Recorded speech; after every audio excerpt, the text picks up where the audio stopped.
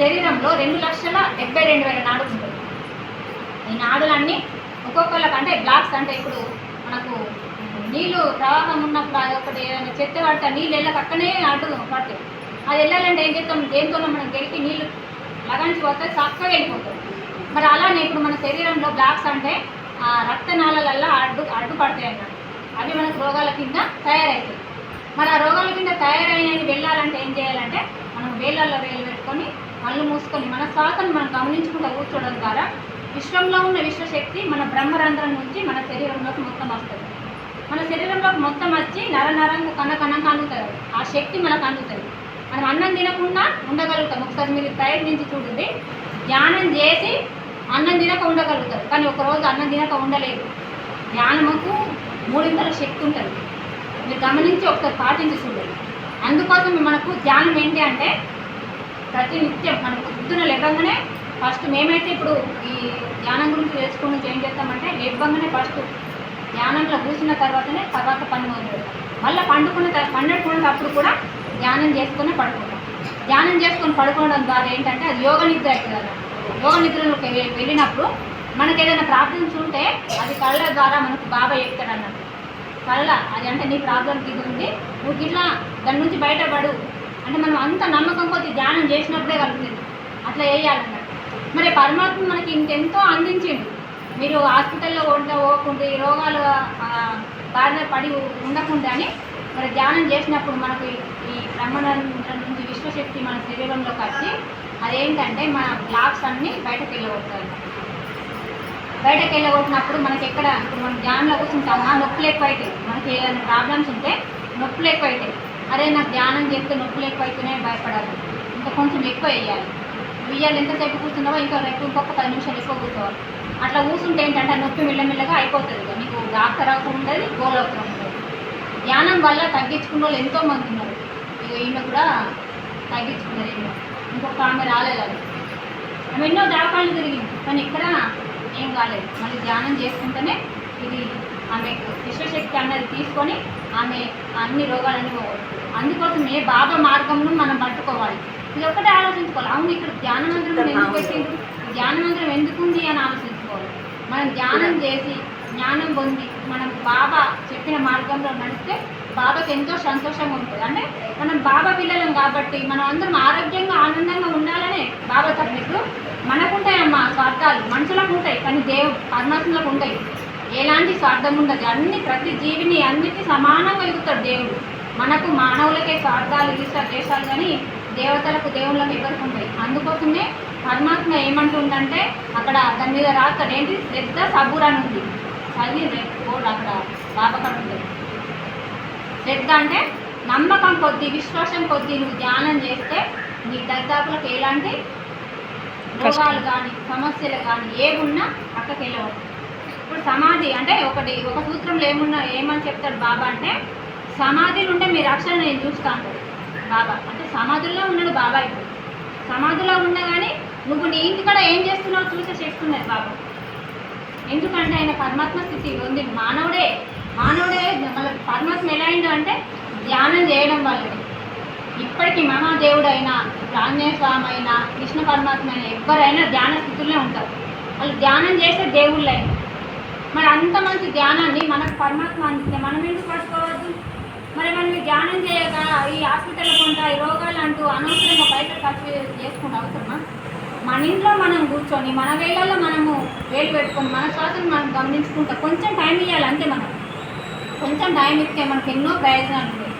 ఆరోగ్యపరంగా సెట్ అవుతాం, సమస్యలు కూడా వెళ్ళిపోతాయి. అంటే మనం ఎందుకంటే ధర్మ మార్గంలో ఉంటాం కాబట్టి ధ్యానం చేస్తే మనకు మంచి ఆలోచనలు ఉంటాయి. మనకు మంచిగా ఉన్నప్పుడు సమస్యలు కూడా ఉండే ఇంట్లో. అందుకోసమే ధ్యానం చేయడం వల్ల ఎన్నో లాభాలు ఉన్నాయమ్మా. మరి బాబా చెప్పిన మార్గం మనకు కూడా ఆచరిస్తాం. ఇప్పుడు బాబా అంటే ఏంటంటే ఒక ఊళ్ళో ఒక అతను ఉంటాడు. అబ్బాయి ఆయన ఏం చేస్తాడంటే ఒక బండి మీద వాళ్ళు ఇట్లా ముందు బస్సులకి ఇవన్నీ లేవు కదా. ఒక బండి మీద వాళ్ళు ఒక పేరుకి వెళ్తారు. అక్కడ వెళ్ళినప్పుడు అక్కడ అనుకోకుండా యాక్సిడెంట్ జరుగుతుంది. యాక్సిడెంట్ జరిగినప్పుడు ఇట్లనే అందరినీ కూర్చుని పెట్టి బాబా ఏం చేస్తుందో వాళ్ళకందరికీ స్వాధ్యాయం సర్జరీ సంగతి చెప్పుకుంటూ మాట్లాడుకుంటూ ఉంటుంది. కానీ అందరితో మాట్లాడుకున్నా కానీ బాబా ఎక్కడ ఇస్తుంది తెలుసా? వాళ్ళు అక్కడ యాక్సిడెంట్ జరిగిన అక్కడ ఉన్నది మనసు, వాళ్ళు వేరు కాడ ఉన్నది, ఇక్కడ లేదు, ఎన్నో మైళ్ళ దూరంలో ఉన్నారు. అయినా కానీ బాబా ఇక్కడ ఉండి అక్కడ ఉన్న వాళ్ళను గ్రహించింది. అంటే నా భక్తులు ఆపదలో ఉన్నారు అని వెంటనే ఇక్కడికి లేచి వాళ్ళని కాపాడుతుంది. అంటే అట్లా ఉంటుంది అన్నట్టు. మనకు బాబా ధ్యానంలో మనం బాబా కనెక్ట్ అయితే మనం ఎక్కడ ఉన్నా కానీ రక్షించబడతాం. ఇది ఒకటి మనం గట్టిగా పెట్టుకోవాలి. మరి ఇక్కడ మనము వచ్చి మొక్కినాం, బాబా నాకు కోరికలు తీర్చు అని మొక్కినాం. మనం మొక్కినంత మాత్రాన మనకు తీర్తాయా? చెప్పుండే ఏం కదమ్మా, తీర్తాయా? మరి తీరా అంటే తీర్తాయంటే అదే తీర్తారని అర్థం. బాబాకు చెప్పుకొని తీర్తాడని వస్తాడు, తీర్తారని అర్థం. మరి మనకు బాబా తీర్చడానికి ఒక మార్గం చూపుతా అంటుంది.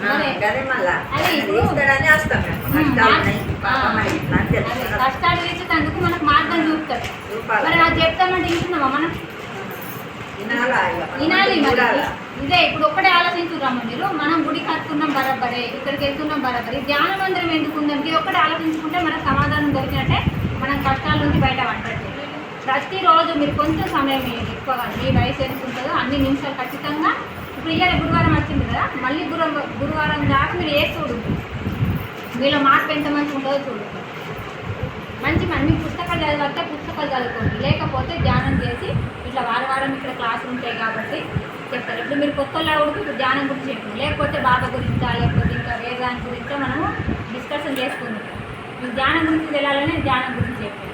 ఇప్పుడు బాబా ఎప్పుడైనా కానీ మనకు చెప్పేది ఏంటి అంటే సర్వజీవుల్లో నేనున్నాను. ఇప్పుడు అసలు ముఖ్యంగా మేడం మీరు రోజులైనా కానీ మాంసాహారం ఎందుకు బంద్ చేయాలి అంటే మీరేమనుకోకూడదు. ఎందుకంటే మాంసం వల్ల చెప్పరాని రోగాలు వస్తాయి. అవి ఎట్లా తయారు చేస్తుంది తెలుసా? కోళ్ళను ఇంజక్షన్లు ఇచ్చుకుంటా, అవేంటి పౌడర్లు వేసుకుంటా, బ్రాయిలర్ కోళ్ళు అవి వ్యాపారాల కోసం వాళ్ళు ఎన్నో రకాలుగా పెడుతుంది. అవి మనం తింటే అది మొన్న చూపించిండ్రు, కళ్ళతో చూసేందుకు కూడా అసహ్యం ఉంది. అంత ఘోరంగా అట్లా ఇలా అనేటిగా మైక్రోస్కోప్తో చూస్తుంది. చిన్న చిన్న క్రిములు ఇట్లా ఇట్లా అంటున్నాయి. అవన్నీ మన శరీరంలోకి పోయి ఆ మాంసం ద్వారా మన శరీరంలో పోయి మన లోపల చెప్పలేని రోగం తయారవుతుంది. ఒకటే గ్రహించుకోవాలి మనం. నాడైతే ఇవన్నీ రోగాలు లేవు. మరి ఎందుకు లేవంటే వాళ్ళు ఎక్కువ మాంసాహారం తినలేదు. వాళ్ళు పండించుకున్న కూరగాయలు తిన్నారు, సొంతంగా మందులు కొట్టిన ఆహారం వాళ్ళు సొంతంగా చేతులతోనే పండించుకొని తిన్నారు. మనకి ఇప్పుడు ఏంటి మిక్సీలు గ్రైండర్లు అన్నీ వచ్చినాయి కాబట్టి ఎన్ని అవి అయినాయి, అన్నీ రోగాలు. మూడు పీసులు రుబ్బుకుడు గంటలు ఉంటాయి, వాళ్ళు ఎంత అట్లా. ఇప్పుడు ఎంతెంత సుఖాలు అవుతున్నాయి, అన్నీ రోగాలు తయారు. మున్పళ్ళు ఏం చేద్దరు మబ్బులు వేసి ఊడుదురు అంటే వాళ్ళు అంగి ఊడితే ఇది ఒక ఎక్సర్సైజ్ అయిపోయింది. మనకి అలుకు వెళ్ళినప్పుడు ఇదొక ఎక్సర్సైజ్ అయిపోయింది. నీళ్ళు చేతులు రెండు చేతులు వేసినప్పుడు అదొక ఎక్సర్సైజ్ అయిపోయింది.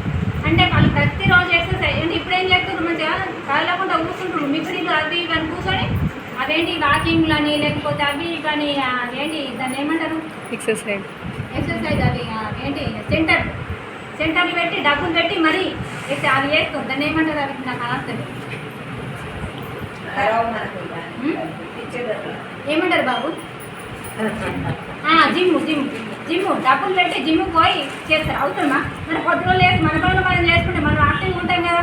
నాడు వాళ్ళు వేసుకున్నారు కాబట్టి వాళ్ళు ఎంతో ఆరోగ్యంగా ఉన్నారు, బలంగా ఉన్నారు. ఇప్పటికైనా ఎప్పుడైనా ముసలి చూడరు ఎంత బలంగా ఉంటారు, ఎంత మంచిగా ఉన్నారా?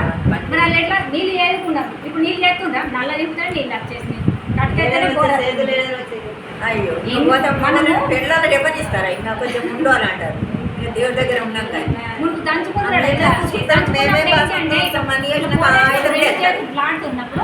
మన శరీరంలో మనకి ఏంటంటే ఇట్లా వేసినప్పుడు చెమట వచ్చినప్పుడు మన చెమట ద్వారా ఏంటంటే లోపల ఉన్న మలినాలు బయటకు వెళ్ళిపోతుంది.